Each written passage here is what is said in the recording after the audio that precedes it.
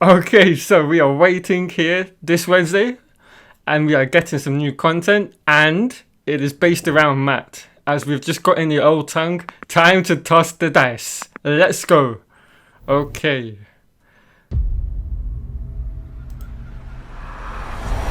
Oh, it's footage! Oh! Alright, let's make It's a the deal. dagger. The ruby encrusted dagger. It's the flipping dagger and Shadar Logoth. Oh, that looks so good. Alright, let's make a deal. Wow. And inside he sees something protected from the ravages of time. A ruby encrusted dagger. It must be worth more than anything he's seen before. He picks it up, looks at it, and then... So this is our first official look at this show. This is so good. Oh, the box this dagger is found in looks so good. I love it. Wow. Alright, let's make a deal. Alright, let's make a deal. If I'm not mistaken, Matt's got a Cockney accent. Oh, this is amazing. Ah, this is hilarious. I love it. And the atmosphere in this clip is so good. So good. They've got it spot on for Shadar Logoth. Spot on. There's that eeriness and craziness within these, 5 to 10 seconds of footage that we get. It perfectly sets the tone for Shadar Logoth. It's perfect. And the encasing that the dagger comes in as well. It's beautiful. Absolutely beautiful. Okay, I never thought I'd get so happy over 14 seconds of footage, but here I am, look at me. Okay, what I'm going to do now, I'm going to cut the video here while I gather my thoughts, look through each individual scene we get in it, because it looks like there's, 2 to 3 different scenes meshed together in a very quick amount of time. So yeah, I'm going to go through each of them and then give you my thoughts on them. Let's go! After my initial excitement is somewhat lessened, which isn't much, mind you, there is quite a lot of interesting things that are going on within these 14 or so seconds of footage from the TV show that we've seen today. And to begin with, I actually want to discuss the audio portion of this clip, as there is a lot that is going on within these 14 or so seconds, but more importantly, I actually believe this clip that we've gotten today has actually been cut from a much larger, perhaps teaser or trailer, which we will see later down the line, and that has everything to do with the last 2 to 3 seconds from today's clip. So ironically, let's begin at the end of the clip. Now take a listen to this. If you listen closer, you can definitely make out what sounds like a small portion of audio that could or should perhaps belong on a much larger video. Now, from my own experience editing both personally and professionally, this audio has certainly been cut from a much larger piece, but also an audio transition called a crossfade has been applied to it as well. If you listen to the audio after I've amplified it, you can definitely make out in a much clearer sound the abruptness in which this clip ends.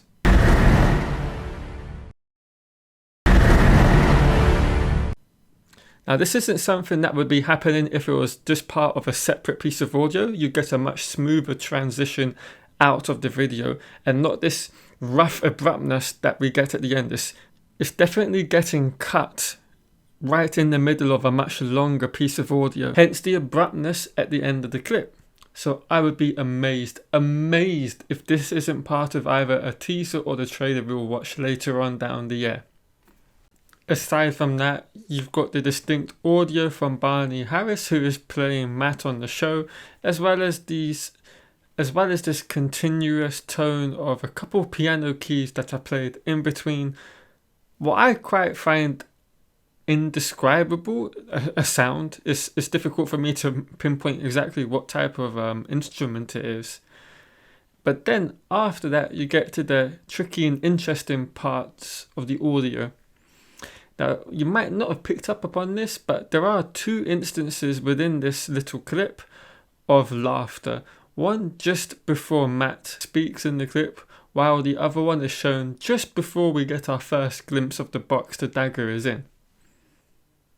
And then finally, there's this sort of cackling right at the end of the clip, and I didn't really pay much attention to that. I just thought that was part of the vibe that the show was going for. But the more I've thought about it and listened to it, the more I've gotten myself at least convinced that it's actually more death and the end of his laughter. And it just has this perfect mix of sinisterness and craziness. And I think that epitomizes more death in a way that I think would be good for the show. After that, there's this eerie sound we hear throughout the whole of the clip. And I'm just kind of guessing it's either perhaps just say the sound effects we're going to hear throughout our times in Shadar Logoth, and the nearer you get to Shadar, the more the sounds will increase and the abundance of different effects you will hear within the sound, like crazy laughter, screaming, people talking, indescribable audio. It's just something that I think would be quite a neat and interesting trick to have throughout your time in Shadar Logoth. Now let's move on to the visual side and see what we can find. So the first thing that stuck out to me was the fact that they have slightly changed the dagger's design, albeit not too dramatically. So now instead of having the ruby located in the pommel as depicted in the chapter icon from the books, it is now being relocated to a more central position further up the hilt. I certainly feel that it's a design change for the better, as by changing the position of the ruby more centrally, it allows it to be more visually noticeable on screen than it would have been had it stayed in its original position. And you have to give the design team their credit. They have stayed very true to the design that was used in the books, as well as the licensed design from museum replicas that Robert Jordan personally approved of back in the late 90s. Also, I can't not mention the case from which the dagger is removed from. The design is once again fantastic, and I hope the Valerian Steel team include the box alongside the dagger when they get around to producing the show's armour and weaponry. Also, shout out to Matt for repping the fingerless gloves. Love that style choice that is being made. And finally, we have this shot of one of the rooms within a house located in Shadar Logoth. And with the footage from today, we now have what seems to be confirmation of what was shot inside the Church of St. Wenceslas, as the architecture from both photos match up pretty nicely, even from the light rays from the windows matching up. Now, as for the room itself, it could be the room from where Matt gets the dagger, but we'll just have to wait and see. Again, the design team has done a fantastic job here of creating a feeling of the house having been lived in such a long time ago, and now the elements and time have had their effect on it without any upkeeping taking place. And I can't not acknowledge the clever use of the lighting within the room. There's this beautiful contrast that is taking place here.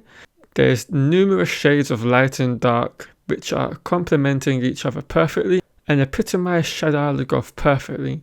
And when you add into it the audio that will accompany it, is certainly going to leave us on the edge of our seats with this feeling of uncomfortableness as we explore the city along with the characters. Okay then, well that's the end of the video. I hope you've all enjoyed it, and I hope I've given you all a few insights that you perhaps might have not picked up upon on your own.